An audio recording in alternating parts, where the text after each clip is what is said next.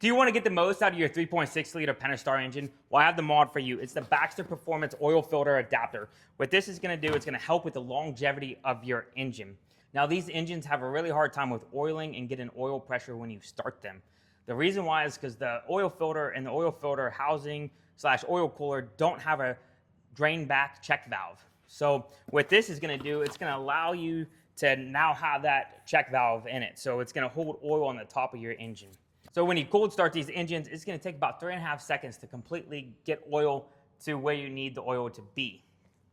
So when you're cranking these, the oil has to come all the way back up from the oil pan into the oil filter, into the cooler, into the oil passages, and then to the heads of the engine. Which, when you're doing that, it's pushing air to the engine and it's just blowing the oil off of the components where they need to be oiled, and then it's re-oiling it. So that's just causing a long dry start and excessive wear on drivetrain components. One of the biggest repairs on these engines are valve train components. And the reason why is because of lack of oil, and that's from these dry starts. So being able to get this Baxter Oil Performance Oil Filter Adapter on there, that's going to allow you to hold the oil on top, and it cuts that dry start in half. These engines really need oil pressure because of the cam phaser gears and because the cam chain tensioners, they rely on oil pressure. So when you don't have oil pressure, they're not working properly, causing wear. If you're worried about if this voids the warranty, the company says it doesn't, but what I would do if you got to take it in for service and you're afraid it's going to void your warranty is call the dealership and say, hey, if I put one of these on here, is it going to void my warranty? And if they tell you yes, then I would just make sure you hold on to the old oil filter cap and an oil filter. You take it off and then put the cap and stuff on there before you take it in to get service.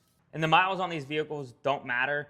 What really matters is the amount of starts, because when you're driving it, it's staying oiled when you're not getting oil to these components or when you're dry starting it. So if you have 150,000 miles on it, but you're driving long distance, maybe you're not seeing a lot of issues yet, but you will eventually. Now, if you're driving a lot of city, stop, start, you might see that wear happening a lot faster than if you're just driving a lot of long distances. So if you're concerned about your 3.6 liter and you want it to last as long as possible, it is really a good idea to check out one of these. They're not hard to put on, and they are a little steep on the price, but it's a really good quality part, and it's going to save you in the long run from having to do any valve train repair or put in a new engine in this. So I would definitely look into it. So let's go ahead and get this thing installed. So the first thing we need to do is remove the oil filter cap and the cartridge.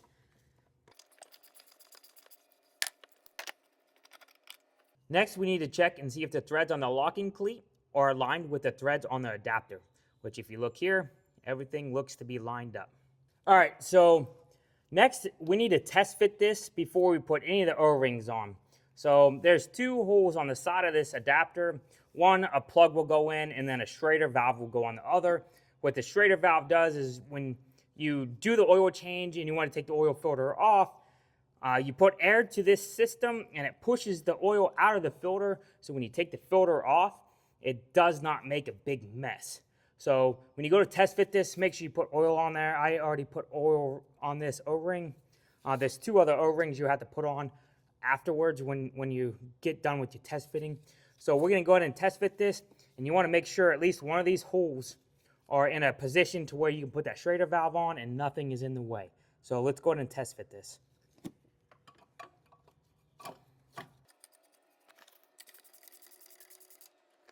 Okay, I got it best as I can. So it looks like the Schrader valve is going to be like right there. So now on the other side, I just got to put the plug on the other side, and then I can get the O-rings on here and get this put in there. All right, so now I know what side I need to put that plug in. So I'm going to go ahead and put a little bit of oil on this plug, and then I'm going to snug it down. So let's go ahead and do that.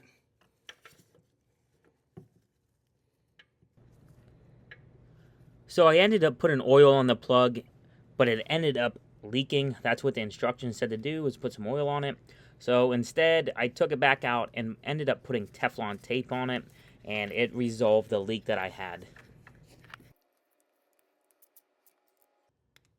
So for this, there's no torque spec. It's just pretty much just snug it down. And it's good to go. Now we got the plug in there. We can go ahead and get the O-rings on. So there's an O-ring that goes here and an O-ring that goes here. So we can get those on and then get this unit back in there.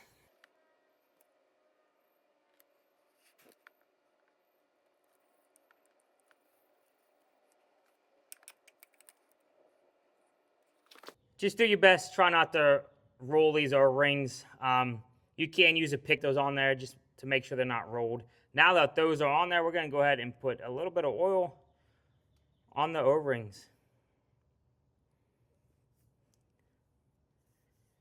Now we can go ahead and reinstall this oil filter housing just how we did before, making sure that this port here for the Schrader valve is still where it needs to be so that nothing's in the way of the Schrader valve.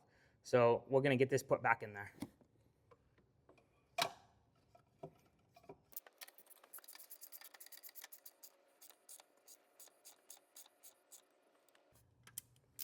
All right, so now what you need to do is snug this unit all the way down as best as you can, and then you just back it off a little bit until your Schrader valve is going to be free and clear of everything. There's a little locking screw right here on the adapter, so you're just going to go ahead and take your Allen and snug that adapter up. So my Schrader valve is going to be like right here, so it looks like it should clear everything. So we're going to go ahead and lock this down. Now also, all you need to do is snug this. You don't need to over tighten this, and there's no torque spec. So just snug it up.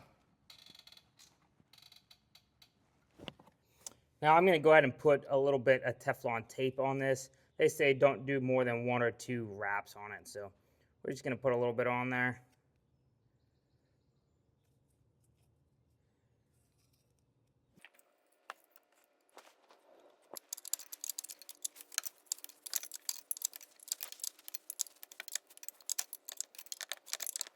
All right, now we got that fitting on there. I'm going to go ahead and get the Schrader valve on there.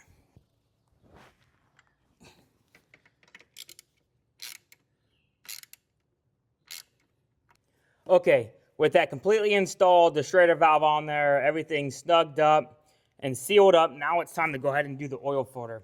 I'm going to go ahead and do the Wix 57502. That's just what it had in the instructions, so that's the one I'm going to go ahead and run. So it looks might have a little bit of tight fit here with these lines, but I think we might be okay. So now we just got to put a little bit of oil on the filter O-ring. I'm going to snug this up.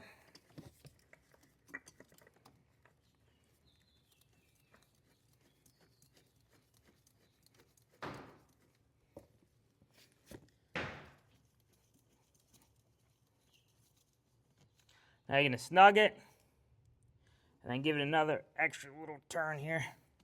And that's it. Now you have a spin-on oil filter where you have a check valve on top of the engine where it's going to hold the oil up top. So now it's going to eliminate all the dry start issues you're going to have. All right, now that we have the filter on there, now we need to prime the engine. So all we need to do is hold the gas pedal and the brake down at the same time and crank the vehicle and let it build the oil pressure. Then once it builds the oil pressure, then we're going to start it, let it run a little bit, and make sure there are no leaks up here. So that's what I'm going to do now.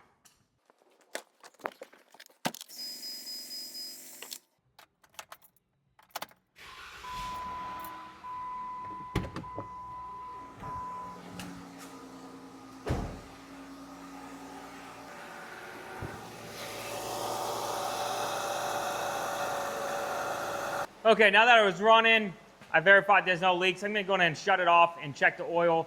Now the thing is, the oil might be a little lower than normal just because now you're retaining oil up top. So just make sure you top it off to where the oil level is between the low and the high, and you'll be good to go. So if you guys want to take care of your 3.6 liter Pentastar engine, this is definitely the mod for you.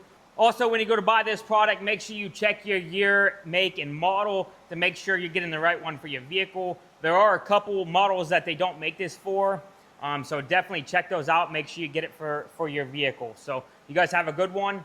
Take it easy.